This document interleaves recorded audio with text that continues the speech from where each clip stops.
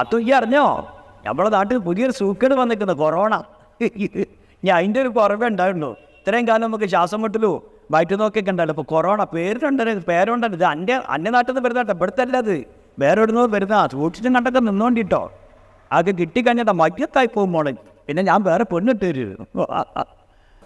അല്ല, ഒരു കെമിസ്ട്രി നന്നായിട്ട് വർക്കൗട്ടായിരുന്നത് എല്ലാവരും പറഞ്ഞു. കാരണം ഞങ്ങൾ ശരിക്കും ഭാര്യ ഭർത്താക്കന്മാരാണെന്ന് വരെ ചോദിച്ച ആൾക്കാരുണ്ട്. ഞാൻ അവിടെ കിട്ടുമെന്ന് പ്രതീക്ഷിച്ച ആളുകളുണ്ട്. സംഭവം രണ്ടുപേരും കോഴിക്കോടുകാരായതുകൊണ്ട് ആണ് ആ സ്ലാങ് അത്രയും ആളുകളിലേക്ക് എത്തിക്കാൻ സാധിക്കും. സുരഭി ശരിക്കും ടിപ്പിക്കൽ കോഴിക്കോട് ഉൾഗ്രാമത്തിൽ നരിക്കുനി ഗ്രാമത്തിലെ ആളുകൾ പറയുന്ന അങ്ങനെയൊക്കെ ആൾക്കാർ സംസാരിക്കുമെന്നൊക്കെ ഞങ്ങളോട് ചോദിച്ച ആളുകളുണ്ട്. സുരഭി നിങ്ങളുടെ നാട്ടിലേക്ക് വരും, ഇപ്പോഴും അങ്ങനെ സംസാരിക്കുന്ന ആൾക്കാരെ ഞാൻ കാണിച്ചുതരാമെന്ന് പറയുന്നത് സുരഭി. ഞാൻ കുറച്ചുകൂടി മെച്ചോർഡായിട്ട് കോഴിക്കോടുള്ള ഒരു മുസ്ലിമായിട്ടാണ് ഞാൻ സംസാരിക്കുന്നത്. പക്ഷേ ആ കെമിസ്ട്രി നന്നായിട്ട് വർക്കൗട്ടായി. ഒരുപാട് ഇപ്പം ഞങ്ങൾ മമ്മൂക്കയും മോഹൻലാലും തുടങ്ങി. ഇപ്പം അമ്മയുടെ മീറ്റിങ്ങിലൊക്കെ ചെല്ലുമ്പോഴാണ്, അമ്മയുടെ മീറ്റിങ്ങിൽ ഞങ്ങൾ ആദ്യമായിട്ട് ചെന്ന ദിവസങ്ങളൊക്കെ ഇന്നും ഓർക്കുകയാണ്. നമ്മളെ അഭിനയത്തിൻ്റെ കുലപതിയായിട്ടുള്ള മധുസാർ വരെ ഞങ്ങൾ രണ്ടുപേരും ഇങ്ങനെ ചേർത്ത് പിടിച്ചിട്ട് ഭയങ്കര ഇഷ്ടമാണ് ആ രണ്ടുപേരും എന്നൊക്കെ പറഞ്ഞ നിമിഷമുണ്ടല്ലോ.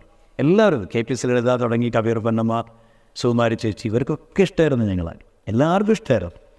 അപ്പോൾ അത് വലിയൊരു ഭാഗ്യമാണ്. പിന്നെ സുരഭിക്ക് അവാർഡ് കിട്ടിയപ്പോൾ ഞങ്ങൾ ദുബായിലായിരുന്നു. ദുബായിലൊരു ഷോക്ക് പോയപ്പോഴാണ്. അത് ഭയങ്കര രസമായിരുന്നു. അവാർഡ് കിട്ടിയവരെ ഞങ്ങളിവിടെ കയറുമ്പോഴൊന്നും അറിയുന്നില്ല. ഞങ്ങളവിടെ ഇറങ്ങി, ഫ്ലൈറ്റിൽ നിന്ന് ഇറങ്ങി ഞങ്ങൾ പുറത്തേക്ക് ചെല്ലുമ്പോൾ സാധാരണ ഞങ്ങൾക്ക് 2 ബൊക്കെയായിട്ട് ആളുകൾ വരും.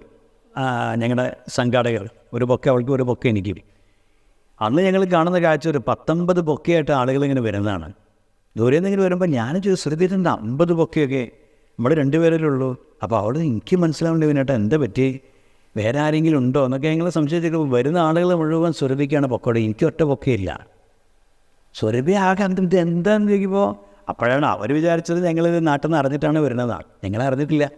അപ്പോഴാണ് അവർ സുരഭി അറിഞ്ഞില്ലേ, സുരഭിയാണ് ദേശീയ തലത്തിൽ മികച്ച നടിയെന്ന്. അതോടെ സുരഭി വീണു, എൻ്റെ മേലേക്കാണ് വീണത്, അൺകോൺഷ്യസായി. ഭയങ്കര മുഹൂർത്തമായിരുന്നു കേട്ടോ. ശരിക്കും ഒരുപാട് സന്തോഷിച്ചൊരു ദിവസമാണത്. ആ സിനിമയിലേക്കും സുരഭിനെ തള്ളിവിട്ടത് ഞാനാണ്. സുരഭി അഭിനയിക്കില്ല എന്ന് പറഞ്ഞ് പിന്തിരിഞ്ഞാണ് സുരഭി. ഞാൻ നിർബന്ധിച്ച്, ഞാനും വേറെയും 2-3 സുഹൃത്തുക്കളൊക്കെ നിർബന്ധിച്ചിട്ടാണ് സുരഭി ആ സിനിമയിലേക്ക് പറഞ്ഞയച്ചത്. അതിൻ്റെ റിസൾട്ട് കണ്ടു.